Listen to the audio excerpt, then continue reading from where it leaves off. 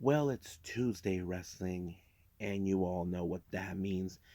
That means we're going to be reviewing NWA Powerrr, which features, of course, the qualifying matches for the Crockett Cup, and of course, Kinsey Page puts her NWA Women's World Television title on the line against her BFF at Ella Envy, and of course, we got AEW Dark with 6 matches to talk about, and then of course we got NXT Spring Breakin.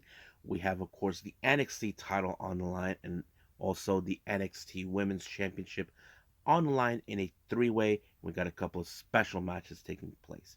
Of course, we got some news updates to tell about what matches, what bookings, and all whatnot is happening in the world of pro wrestling. So, let's get started with another episode of Deleted Wrestle Zone.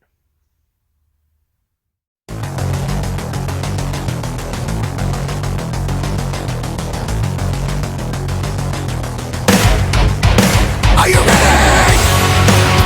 Get up, get up! Get up, get up! Get up, get up! Get up, get up! Get up, get up! Get up, get up!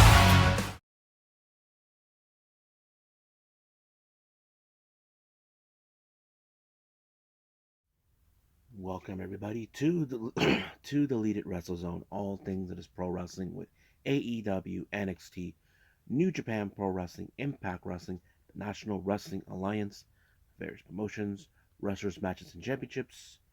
I am your host, J Rod here. So let's begin with NWA Powerrr. Now our opening match is one of two qualifying matches for the Crockett Cup. Now, as you know, we're getting closer and closer to the awesome tournament of the Crockett Cup, where we're going to see which tag team will win. Now, for this particular match, we have the Savages, consistent of Bulletproof Troop and Jack Stain, taking on um, Daisy Kill and Talos. Now, recently, that Weasel, Chris Silvio, said that he would want the Savages to be included in the Crockett Cup. Now, we know they had made a play for the NWA United States Tag Team titles, but they came up short. So I'm sure that their idea now is to go for the big one, which is, of course, the NWA World Tag Team titles currently being held by La Rebelión. So that would be interesting to see. But however, I kind of figured that this match was definitely going to go with the Savages because they're making a statement. So it was, of course, Jack Stain with a lariat on Talos to put him away, and boom, they're in the Crockett Cup. Now, our next match is the first title defense by um, Kenzie Page as our NWA Women's World Television Champion. Now, to put on record, she doesn't have the belt yet, but she just has the trophy. So she faces against Ella Envy, her own teammate, her BFF. You probably ask yourselves, is it wise? Now, I'm going to presume that this title has the same kind of rules as the one we normally see. You know, where you win 7 matches and you get another title shot. I'm not sure if Kenzie Page is trying to use this as a way to maybe try to get to Camille. I don't know, but we'll see about that. But I kind of figured they wouldn't hold back because they they would love nothing more to proceed more with this title. But I had a feeling, excuse me, that Kenzie Page was going to walk out as the victor until I saw she applied the Kenzie cutter, and boom, it was over right from there. We do get an interview with Odison by May Valentine. Now, Billy Cyrus put his #1 contendership on the line. If you guys remember, Billy Cyrus will be facing EC3 for the National Heavyweight Championship, which is something that we know he preceded before. But now it's like Odison is willing to take all of that. Our next qualifying match of the Crockett Cup, we have the Fixers taking on Mike Knox and Trevor Murdoch. This was a very interesting matchup because you know how the Fixers are. Fixers rule. That's how they are. But seeing the new teaming of Knox and Murdoch is a very interesting concept. but they were able to walk away with a victory as soon as they applied like a combination of a high and low onto Wrecking Ball, but it was Murdoch who picked up the win by pinning Wrecking Ball Lipgursky. And right at the end, we saw Bobby Fulton, who had dealings with the Fixers, who've been a pain in his ass since they pretended they say they're still the NWA United States Tag Team Champions. But I think Bobby Fulton found a real tag team that he was. I wouldn't be surprised if he plays their manager as a tag team. Now, our next interview, we have two different types. The first one, we have NWA's power couple, Camille and Tom Latimer. Now, Camille did all the talking. Now, Camille did talk about her opponent for the title, which is, of course, Natalia Markova. Now, she knows how dangerous she can be. She knows she's a little sneaky, so she's not playing. How do I say? Camille knows that she's up to something, so she's willing to add how many days she can be as our current NWA Women's Champion. But she also spoke about Tom Latimer, how he's doing pretty good. Now, he said he doesn't know how many matches he has won. Now, keep in mind the NWA World Television title. If you win 7 matches, you get a title shot. So, I'm going to presume he might have 2 or 3 wins. So, we'll see about that. And then, of course, once again, Aaron Stevens. Well, his agenda hasn't changed just yet for, of course, blunt force trauma. They're looking for a way to get into the Crockett Cup, and I presume that may happen soon, but we'll see about that. Now, our main event features Odinson versus Billy Cyrus. Now, you know Odinson will stop at nothing to get a shot of the NWA National Heavyweight Championship, currently being held by EC3. But Billy, he's one of those wrestlers I have seen how people can get behind him. I mean, he's a very, very tough SOB. And I had a feeling it was going to end with Billy trying the thrill ride onto Odinson, retaining his number 1 contendership. The next stop he'll be heading is to EC3. But however, he was viciously attacked by Kratos. We don't know what's the significance. I wouldn't be surprised if Kratos wants a shot of him for the number 1 contendership. I have a feeling that maybe we're going to have people lined up saying they want that number 1 contendership. But I'm sure Billy is not afraid to throw down with anybody to stand in his way. But we'll see what happens either on NWA USA this coming Saturday or next week. So I think that's pretty much it with NWA. So let's move on with AEW Dark.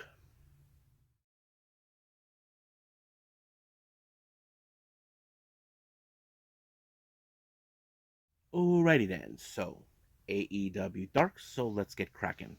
Our opening match, we have Harley Cameron representing QTV taking a mafiosa. Not too much pump for this match, but to be fair and honest with everyone, I had a feeling this match was going to go with Harley Cameron since they're trying to build up the QTV as a faction or whatever AEW is trying to do. But it did fit perfectly when she applied a backstabber onto Mafiosa, giving her the win. Now, we do get a little segment with Brock Anderson and Brian Pillman Jr. talking about, yes, these guys are, of course, second generation wrestlers. I mean, Brock Anderson is the son of the enforcer, Arn Anderson. Brian Pillman Jr., we all know his dad, Brian Pillman. So that sets it because people think, oh, we're doing this because of this and that. No, we're doing this because this is all we know that we do. So I think that's what's telling them. Like, we got this second generation wrestlers that are doing this because that's who they were born to be. Now, our next match, we have Lee Johnson taking on Blake Christian. Now, I wasn't too sure how this would turn out. I mean, don't get me wrong. Lee Johnson has proven sometimes that he can be very talented in the ring, but we know we want him to stand out more. But Blake Christian is someone we all seen anywhere we go. It doesn't matter if it's in GCW or Ring of Honor or anywhere else. But seeing him, we know that he is one of those guys we definitely could get behind. So it ended with, of course, with this match going with the stomp by Christian to pick up the win. Next up, we got the Wingmen, consistent of Cesar Bononi and Ryan Mendez taking on Brian Pillman Jr. and Brock Anderson, being in towed with the enforcer Arn Anderson. So you can tell this match was a pretty tough match, but I knew for a second since the Wingman showing up with Peter Avalon, he was going to get in the way. But Avalon got his ass whooped by the enforcer himself. So basically, he got his ass whooped by a horseman. So that was pretty great. But the one thing that really was surprising is Brock Anderson played the smart game when he applied the inside cradle onto Mendez. And I don't think Mendez saw that coming. So that gave them the perfect win. So I'm sure we will see down the line both Brock and Pillman, make it to possibly a tag team title contingency. So we'll see what happens through there. Now, our next match, we have Mei Suga along with her mentor, Emi Sakura, with Balin Aki and tow. They take on Ashley DeBron and Reka Teka. Now, you probably know this is how it's going to be. There's going to be some fun moments with Mei Suga and Emi Sakura. That's always been what it is. But I think many fans are talked about. I think Monty Puros have talked about this, how the fan base are really opened up with Mei Suga and Balin Aki. So it's great that people are getting on the bandwagon on that. But it was, of course, Emi Sakura with the moonsault onto Ashley DeBlanc, giving them the win. Our next match, we have Zach Clayton taking on Zach Logan. But you can guess that this match ended in Zach Clayton with a pinfall. And I'm going to go faster than that. Now, our main event, we have the varsity athletes consistent of Josh Woods and Tony Nese taking on Joe and the Dark Order. That's right. Silver and Reynolds with a brand new theme.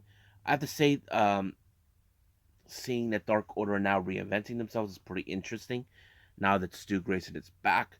But the match was pretty exactly how it went, but I figured that Ari Daivari was going to show up, and then Evil Uno kicked his ass. But it did allow for the combination between Reynolds and Silver to win as soon as Reynolds applied the jackknife onto Nese, and it was over right from there. So Dark Order walks out with a win. So I think that's pretty much it with AEW Dark. So let's move on to our final review, NXT Spring Breakin.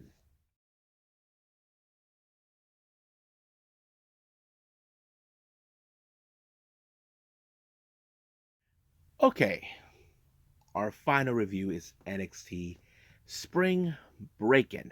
Now, our opening match is the first of its kind, a trunk match. Now, those who don't know what a trunk match is, well, let me explain to you. This is where, of course, no pinfalls, no submission, or countouts are required. All you need to do is put your opponent inside of the back of the trunk of a car. Yeah, you heard me right. But instead, we're going to do this tag team style. So this is where you have to put one tag team, both members, inside of a trunk. And this is between the family, Channing, Stax, Lorenzo, and of course Tony D'Angelo, the Don of NXT.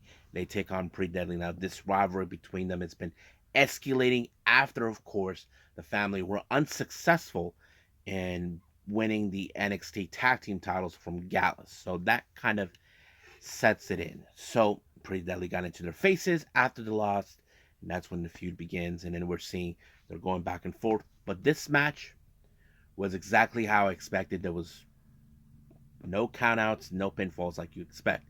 But what I did like about the end of this match, Stax was smart enough to use a fire extinguisher to blind Pretty Deadly. Then they put Wilson inside the trunk first until they power slam or whatever they did to Prince into a table, and then boom, lock him in. Now, majority of the entire time, I'm gonna skip ahead on this whole thing.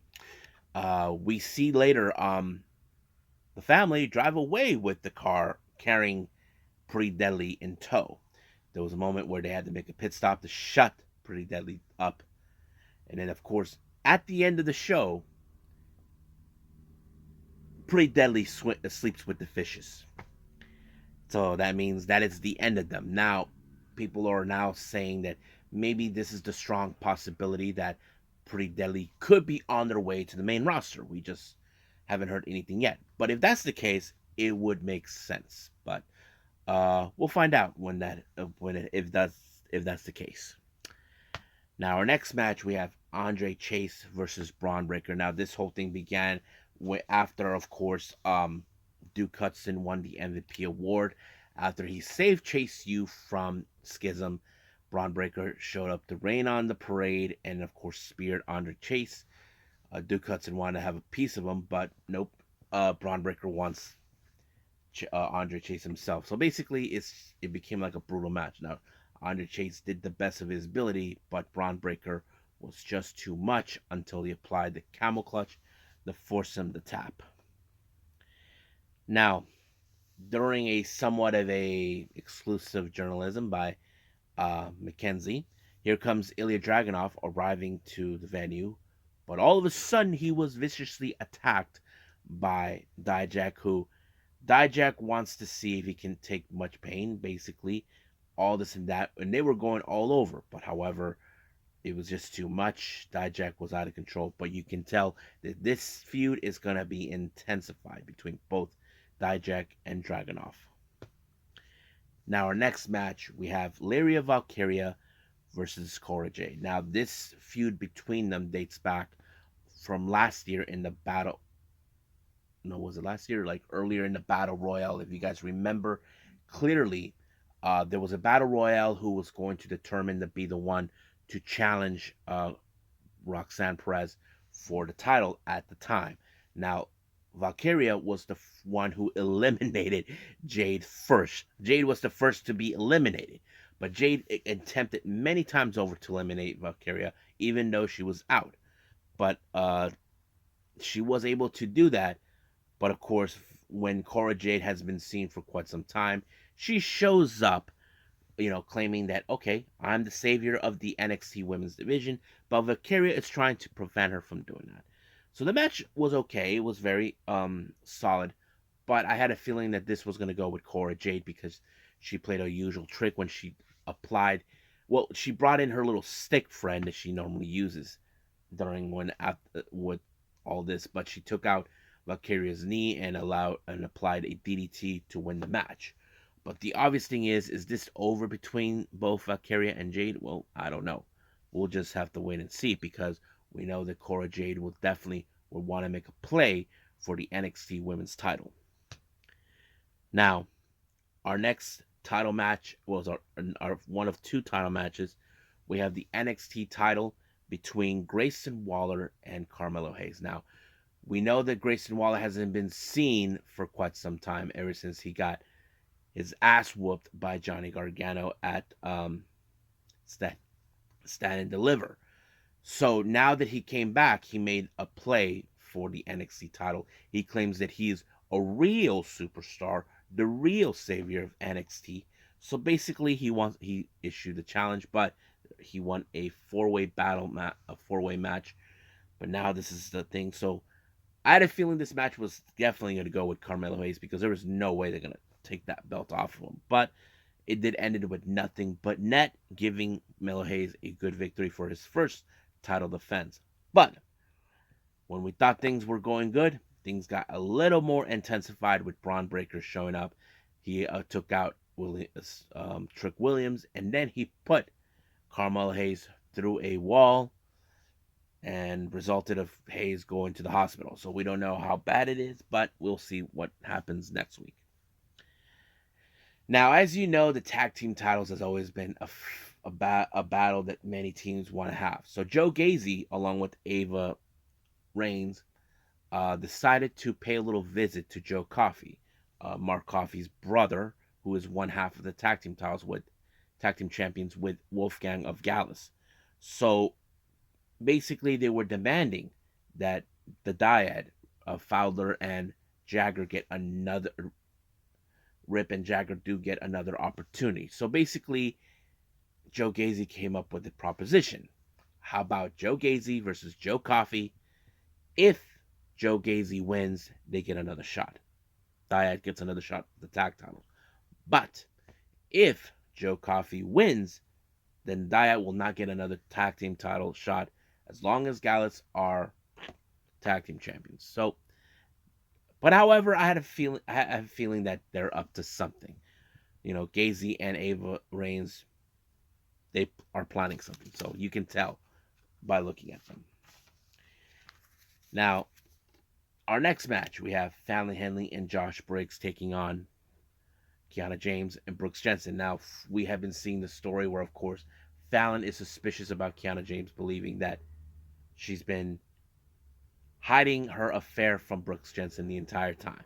Well, apparently that did happen because, well, we don't know if that was true or not, but we do know there was a misfired by Jensen to Kiana, and of course, Briggs pinned Jensen, and of course, at the end of the match, in the post match, uh, Kiana James confessed to Brooks Jensen that she never loved him. So basically, we all knew this was going to end like that. Now, our next interview we do have is Dragon Lee. They gave him his thoughts about the Noam Dar and the Heritage Cup. So he said he understands Heritage, but he seems very interesting on the ability of Noam Dar, but we'll see what happens. I'm sure we're probably going to get that Heritage Cup turned into a title instead of an actual trophy. But we'll see. Um, our next thing we see is Anonymous strikes again. Showed a video of Sol Ruka, who was leaving the company of Danny Palmer. All of a sudden, a vicious attack took place. Now, many fans are saying, is this the same kind of attack we've been seeing with Nikita Lyons and all this? Well, I don't know. We did not see the assailant, but Danny Palmer did hear the screams, checked up on Sol Ruka. It's still unclear who did that. Now, our next match is the NXT debut of Oba Femi taking on Oro Mensah. I thought this match was interesting because Oba Femi is a huge dude. You probably can tell he's going to be another big, like a big talk in the NXT brand, but he did pick up a very good win when he applied a power bomb onto Oro Mensah. So that's pretty good. Now, however, after this match was over, Gigi Dolan, who is got sick and tired of Daisy Jane getting in her business. Apparently, Daisy Jane took it too far when she mentioned her brother and all that. So next week she's gonna take care of business with her and bring her. And Gigi says she'll bring her brother along for the ride. Now, as you know, we saw Wesley defended a week ago the NXT North American title from Charlie Dempsey, but Gulak attacked him from behind. Basically, Gulak said that he's going to clip him and keep him on the ground for good. But, however, right after the interview, we did see Wesley, who was prepared to see the main event. Tyler Bates shows up and tells them, that he would like to be in his corner because we don't know what Charlie Dempsey is going to do since he's going to be in Drew Gulak's corner. So Wesley appreciates that, and of course, Tyler Bates said that he's going to help him to meditate and prepare against a big intensified match. So Wesley is down for it. Now, our main event features the NXT Women's Championship between Tiffany Stratton, Roxanne Perez, and of course our newly crowned Indy Hartwell. Now, Indy Hartwell is trying to prove once again why she is well deserved to become the NXT Women's Champion. Tiffany Stratton believes that this title is meant for her, but of course we all know she's nothing but a blonde bimbo. And Roxanne Perez, we know she is a capable champion, but because of what happened, we'll see what. But this match went into a different direction. There was a moment that Indy Hartwell did get hurt, but they took her to the back, and it kind of went into the direction with Tiffany Stratton and Roxanne Perez. But Indy comes out trying to prove that. Thing is, we have seen too many injuries where either the title had to be vacant, all that sort of thing. But no, Indy Hartwell wants to prove why she's earned it. But one thing that was very interesting is how Tiffany Stratton applied a how do I say, the moonsault onto Roxanne, but Indy pulled it out of the way, and then of course Indy applied the forearm onto the back of the head of Roxanne, and it was over right from there. And of course, Indy retained the title. So I don't know how this is going to be for the next, and we don't know how bad her knee is, but hopefully she'll be okay. But I hate to see the bad scenario again. So I think that's pretty much it with NXT. So let's just move on to our final thing we're gonna do: news updates.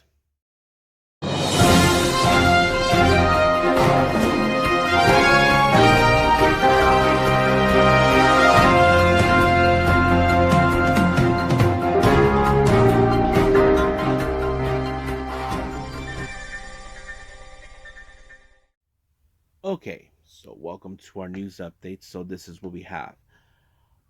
Once again in the DDT world, Keigo Nakamura has been put in the shelf once again.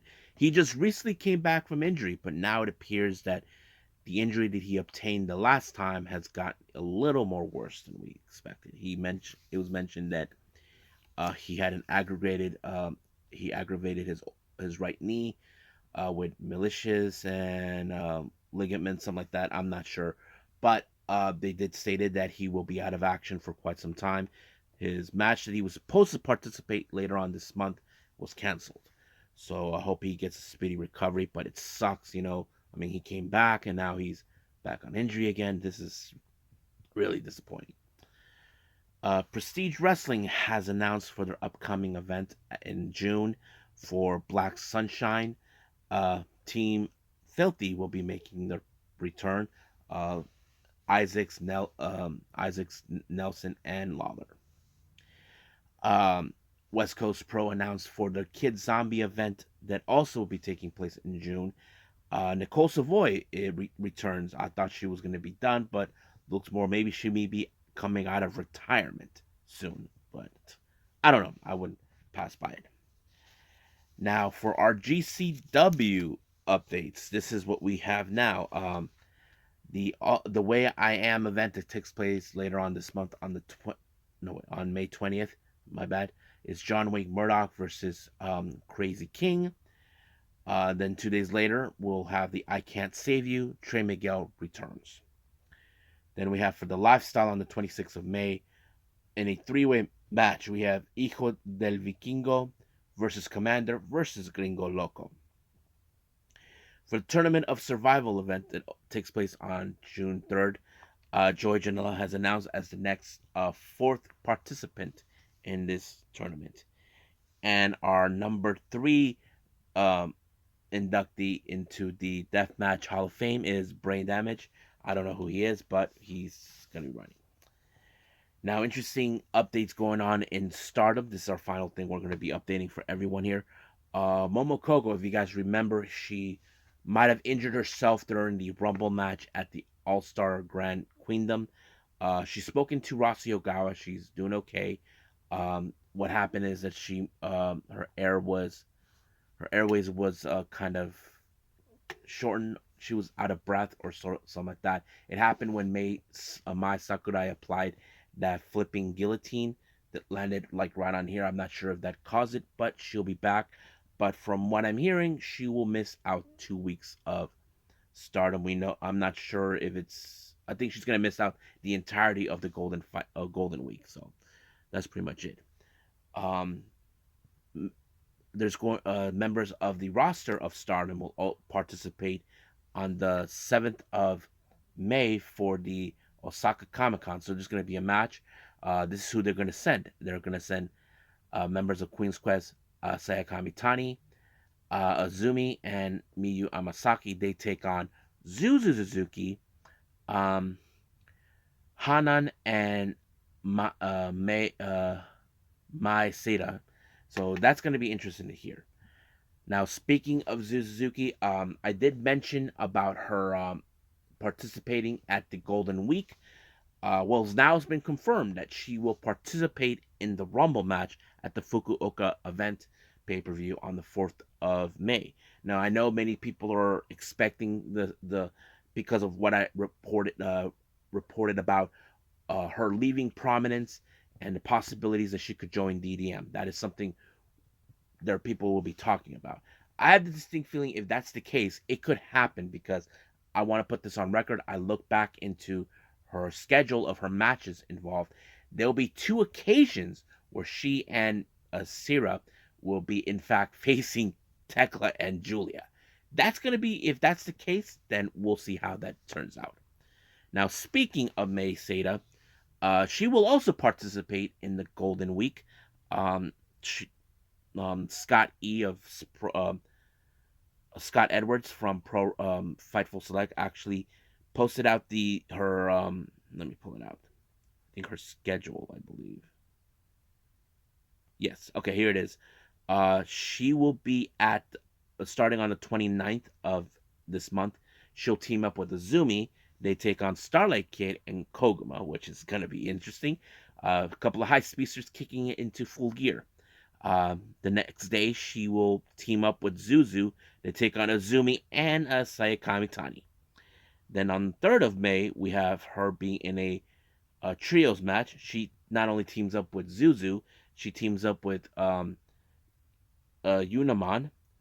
Yuna Mizumori, Maya to take on the members of Queen's Quest, uh, Utami, Saya, and Lady C.